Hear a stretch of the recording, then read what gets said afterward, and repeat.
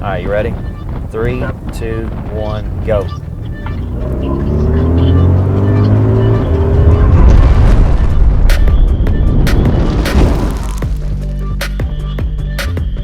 Hey, what's up everybody? It's Brenton Brown from Forza Tuning and Performance. And what we have here is a 2020 Audi RS Q8. So this is one of the hottest new SUVs out on the market right now. This one in particular has literally every single option that you can get except for the carbon ceramic brakes. So it's black. You can see it has all the carbon fiber accents. It's got the blackout package. So you see all the Audi emblems, everything that comes exactly like this. The inside of this car is phenomenal. So as you probably know, this has the same engine and drivetrain as the Lamborghini Urus, 4-liter V8 twin turbo. Now this one's slightly detuned compared to the Urus. This is about 590 horsepower, where the Urus is around 640. It's all in engine tuning, so we can tune these and get the same power out of this as we can a Urus, but this is bone stock. 23-inch wheels, just like the Urus. It has the huge disc brakes on it. Those are 10-piston calipers. Basically the same brakes as the Urus. Now, obviously the calipers on this are Audi based, and then the Lamborghini ones have the Lamborghini signature script. And they look a little bit different, but same basic brakes. So 23-inch wheels, that's very large, very uncommon. And actually, just like the Urus, these are the largest brakes on any production vehicle to date. So pretty cool, interesting fact. So as you can see, you know, carbon fiber accents on the mirrors. We've done nothing of this. So what we have done to this vehicle is we've lowered it. Very easy, just adjustable suspension links. It has been paint corrected and ceramic coated. And then when we get here to the back, we just did some small subtle stuff like rear wiper delete. Obviously the windows have been tinted. We blacked out the tail lights.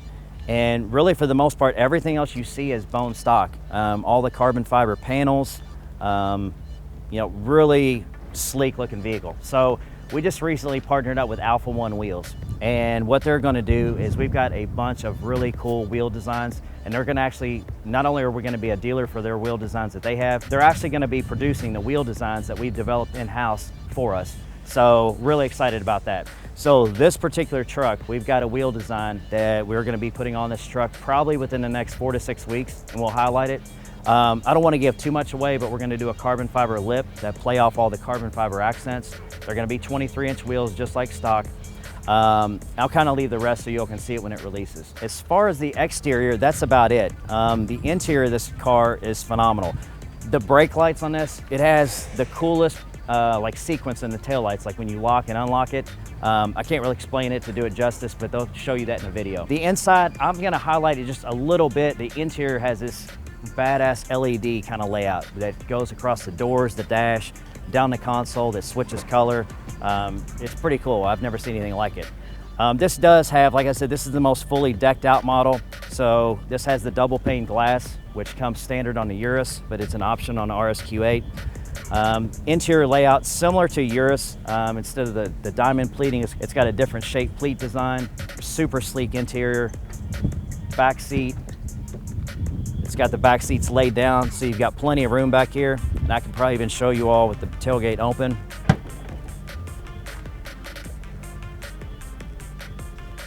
So it actually has like a lot of room, so it's a really functional vehicle. So this is basically the layout of the Lamborghini Urus, but that has the bench seat for the back seat. Now the Urus you can get with an optional 2 bucket seats in the back. That kind of looks like, it's weird, it looks like a 2-seater sports car in the front and the back, but not near as practical as this. So I'll put the back seats up just so you can kind of see. So if you want to check that out, you can see the amount of legroom and stuff that it has. So you can easily fit 4 adults in here without being cramped whatsoever.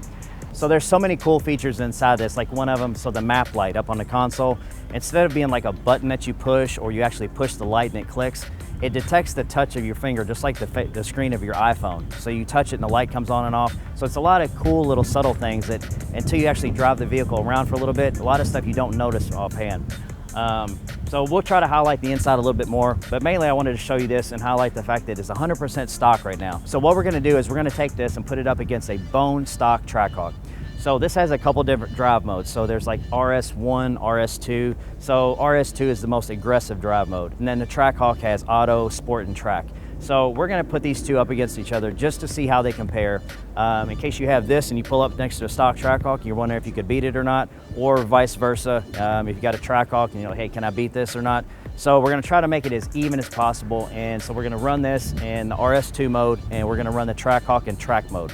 We're gonna basically try to, there's gonna be no downshifting, no manually shifting. We're literally just gonna floor both vehicles and let them just shift out and do everything as they would with stock calibrations, with no modifications, just so you can kind of see an even comparison and how they stack up. This is 590 horsepower, whereas the Trackhawk's 707. This is twin turbo. Trackhawk has a supercharger, so it should be an interesting race, and kind of looking forward to see how they stack up against each other. So let's get to the fun part. This thing is 590 horsepower and 590 foot-pounds of torque. And the Trackhawk's gonna win. Yeah, well the Trackhawk is 707 and around 650 foot-pounds of torque. So the top speed on this is like 155, but if they had the dynamics package, which this one does, it goes to like 190, because it's electronically limited at 155, not what it will actually top out at. I think like from a dead stop, 100%, I think the Trackhawk's going to jump out ahead, because it's got the supercharger versus the turbo. I agree. They claim 3.5 second 0 to 60, and this is 3.8. But what I'm not sure of is if we did like a 30 roll or 20 roll or something. You think the Audi would win? I don't know. I don't know if it's going to win, but my guess is it's going to be closer. Okay. Do you want to go into the 30 roll first and then do one from the dig? Yeah, I mean that's fine. We can do 20, 20, 30, whatever. Okay. I mean, 20, that's always fast.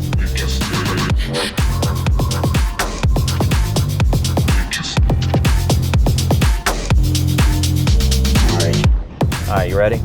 3, 2, 1, go.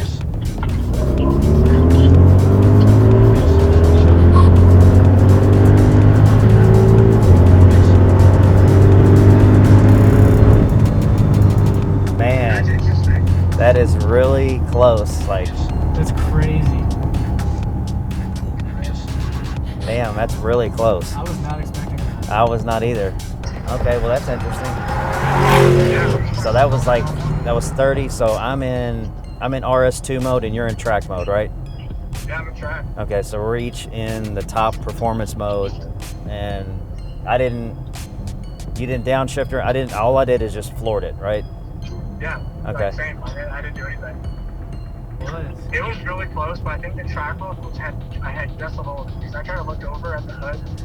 Yeah. It seemed like it was like by feet. Like it was really close. I mean, I think that like the Trackhawk, like that supercharger, like pushed it out in front and then just like had enough to hold it, and, like hold the lead.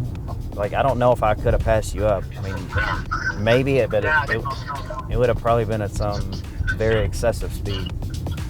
So from driving in the other ones, like the Stage 4Rs, like filming and stuff compared to stock one, doesn't that feel like really slow? Oh yeah. It's slow. The only thing I'm worried on is like floating and like going into since we're right next to each other. But like, honestly, it's not that bad. Like I think this thing's so slow though. Yeah, that's what I'm saying. It's not nothing. Yeah, I think the faster we started, then this is gonna have a bigger advantage. Yeah, 100%. All right, you ready? Yep. 3, 2, 1, go.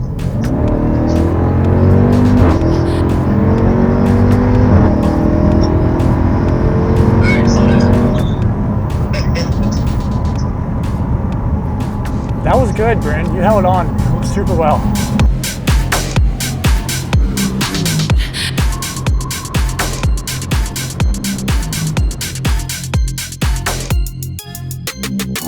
Okay, so let's take a look at the power plant. This is Audi's 4-liter V8 twin turbo engine, same that's in the Lamborghini. So as you can tell by the results of the race, they're actually not that much drastically different. The Trackhawk beat it by a little bit, but it's not like it destroyed it. So if you look at power numbers, this is around 590 is what Audi rates it at. And then as everybody knows, the Trackhawk is 707. You know, so we got a difference in horsepower there, but as you look at the race, the Trackhawk beat it, but not by much. So there's other factors that come into play. Number one, I could not find a definitive weight for this vehicle. I didn't look extensively, but to a brief search, I couldn't tell.